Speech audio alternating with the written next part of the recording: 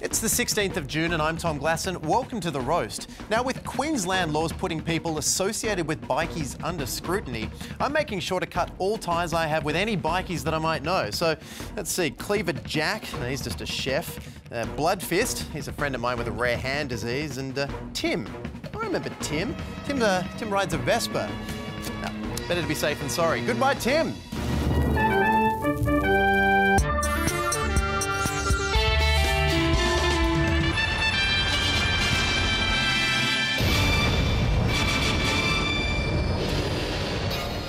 I just remembered Tim also shot a cop, so classic Tim. Tonight, Australia seeks permission to cut down Tasmanian forests, and Queensland's controversial anti-bikie laws come under fire. So if there are any Queensland bikies looking for tree security work, send your resumes care of Christine Milne. First though, Mark Humphries has the headlines. You know, I used to run heroin with Tim across the borders. Yeah, they called me the Cavity. Prime Minister Tony Abbott has returned from his trip overseas. Let's hope he brought us back some bilateral trade agreements and a giant Toblerone. His last stop was Texas, where he spoke to business leaders about climate change. It is prudent to do what we reasonably can to reduce carbon emissions. Wait for it though, much like someone who's been going too hard on the Tim Tams, that statement has a big but. But we don't believe in ostracising any particular fuel. For many decades at least, coal will continue to fuel human progress. There you have it, the solution to climate change, more coal. It's a philosophy that Texans seem to agree with, and they gave Abbott a token of their appreciation. Yeehaw! I'm not sure what's more harmful to planet Earth, Abbott's weak climate change policy or that pronunciation of yeehaw. That said, it's a good look, Tony. All of Australia's most respected politicians wear cowboy hats. So there you have it. Our leader in the fight against climate change is a coal-loving cowboy. I'd like to see who wins that standoff. OK, climate change, I'm counting down from 3. 3, 2... Jamie Oliver, celebrity chef and author of that recipe book you've had for years but you're definitely going to use when you get the chance, has weighed in on controversy between Woolworths and vegetable producers. Mr. Oliver, seen here preparing a terrible fruit salad, has written a letter to the peak vegetable supply group Ozveg, expressing his concerns about the supermarket giant charging suppliers a fee to fund an ad campaign he's featured in. However, his representatives say he's in a tricky position. Jamie is essentially an employee of Woolworths, and as such, he has no sway regarding the commercial direction or negotiations that the Woolworths business takes. Woolworths won't listen to the world's most successful celebrity chef. Jamie gets treated the same as every other employee. Oliver, we've got a Yogo situation that requires your attention. Oliver, I need you to cover Tracy's shift on Saturday night. Oliver, Ozveg are on our backs. See if you can talk them down with some everyday rewards points. Hey, do you want to be a fresh food person or not? And finally, former US President George Bush Sr. has celebrated his 90th birthday by skydiving. Meanwhile, his son George W. Bush is expected to celebrate his birthday next month at Pizza Hut. For The Roast, I'm Mark Humphries.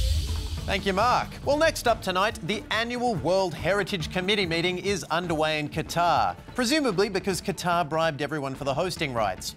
At the meeting, a decision is likely to be reached on the Australian government's proposal to have 74,000 hectares of heritage-listed Tasmanian forest made available for logging so that we can all get a better view of Tasmania's famous man-made landmarks.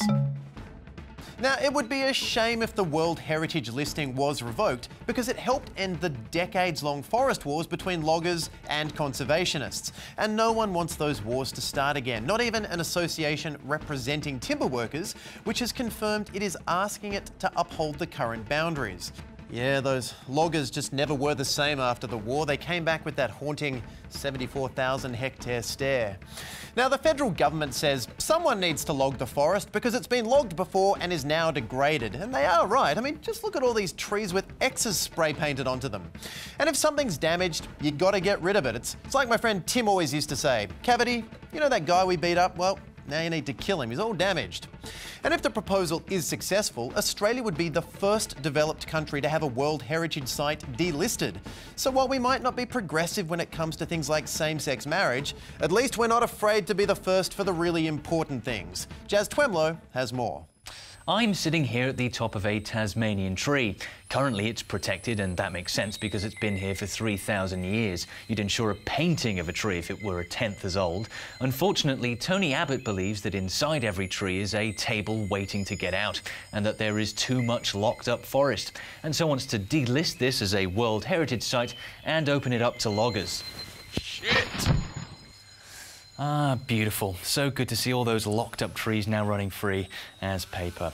The move to delist the forest will surely be met by strong opposition by environmentalists. Isn't that right, you whinging greenie? Oh, absolutely. We want to maintain the current boundaries. Indeed. However, the government's move ought to prove popular with loggers. No, we agree with the strange-smelling tree man. Right, that, okay, wasn't quite the debate I was hoping for. Which means if loggers and environmentalists don't want this, apparently the only person who does want it is this guy. Because if someone comes to us and said we'd like to build a 40-foot yacht, I couldn't say to them with any guarantee that we could get the timber. Poor yachtless peasants. We've heard that argument before. Yeah, these elephant conservation laws mean that if someone comes to me and says, I want you to build me an ivory hat stand, I'm not sure I could get the tusks. It's all locked up in those damn elephants. Actually, we haven't heard that argument before. It's ridiculous. But if you're concerned all this deforestation means less forest, worry not, because the Coalition intend to put in place a $2.55 billion fund that will prioritise cost-effective, targeted means to reduce emissions, such as afforestation. Now, I'm no whiz at tree maths, but I'm pretty sure deforestation plus afforestation equals why the hell bother? Unless, of course, this sapling can absorb as much carbon as a 100-metre tall giant with 3,000 years' experience. Well, good luck, little guy. The environment and 7 billion people are depending on you. For The Roast, I'm Jazz Twemlow. Shit! Thank you, Jazz. Now, Tony Abbott, acting like a person who runs a dogfighting ring because he loves dogs, explained his position during the recent trip to the United States. I regard myself as a conservationist. Frankly, we should rest lightly on the planet, and I'm determined to ensure that we do our duty by the future here. And the Prime Minister is correct, because technically it would help us rest lighter on the planet if we cut down a whole bunch of those really heavy trees. Tom, I don't often say this, but you're an idiot, and that guy's a genius. I don't expect you to understand the complicated intricacies of Abbott's conservationist long game, but put simply, the more trees he cuts down, the more special the remaining trees become. That's what he meant when he said loggers were the ultimate conservationists. Okay, but Nick, this is a little different because we need all the trees. In fact, we should probably have more trees. Really, Tom? As far as I'm concerned, they're just taking up space. What have trees ever done for us, huh? Sure, they make the stuff we breathe, but I can get that stuff from literally anywhere. It's all around me, all the time. The air is full of air. Okay, but what about the wildlife? So a few birds will have a few less places to stand. They'll get over it. We used to write on paper, but now we make our notes on computers and iPhones. The birds will adapt like we did. Then in the future, we'll have one really important forest that we can all go visit when we need to breathe, and the birds will all perch on iPads. Occasionally, they'll play Angry Birds. Mother Nature will be so proud. This is really embarrassing. You gonna get that? No, it's just Tim. I'll let it go to message. You know, one day there'll be a possum sitting on that phone. Hey, what's up? You've reached the cavity. If you're looking to insert some drugs up my butt. It's an old message. We'll be right back. Have you ever been so in love with the environment that you killed most of the environment to make the environment that was left even more important? Are you an environment Highlander? Can there be only one? We'd love to hear about it at The Roast TV or hashtag Roast TV.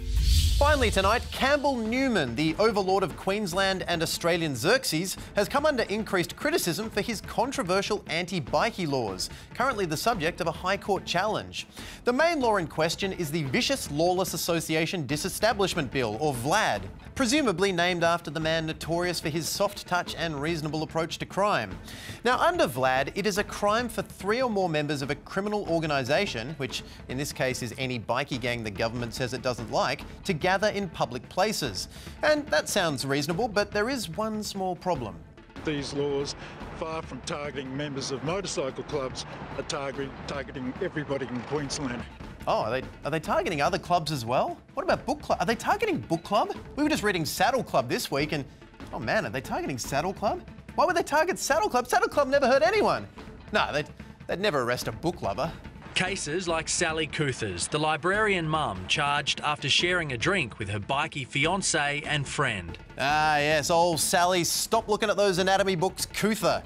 And under Vlad, if the librarian is convicted, a court would have no option but to imprison her in solitary confinement for a mandatory 6 months without parole because she wore a vest her biker fiancé Crow had given her. But if we're arresting people in tacky vests, well, I know one guy you should go after. And for more on how bikies are coping under these laws, Alex Lee joins us now live from Queensland. Alex, what's the bikies' reaction up there? Hard to tell, Tom. Doghole's face is 60% beard, 30% tattoo and 10% dead insects. But the problem with these laws is that they outlaw activities that aren't a crime in themselves. Wearing a jacket with a skull that's on fire but seems to be laughing is not a crime. Nor is owning a tattoo parlour or having an 8-inch insect-encrusted beard. But the laws are targeting these aspects of bikie gangs, not the actual criminal activity. OK, but surely these laws aren't going to make Doghole their hand in his gang membership. Hey, what did that desk weasel say about Doghole? Nothing. Watch your mouth, desk weasel. But as we've seen, in the case of Sally Couther, you can have even the most tenuous link to bikie gangs and still get arrested. You're under arrest for associating with a criminal organisation. No, I'm a journalist, it's fine. Oh, she's Doghole's mate! Well, that doesn't look too good. We'll cross back to Alex once she gets that misunderstanding sorted out. I have to say, thank God my days of running riot in a bikie gang are long behind me. We were crazy back then.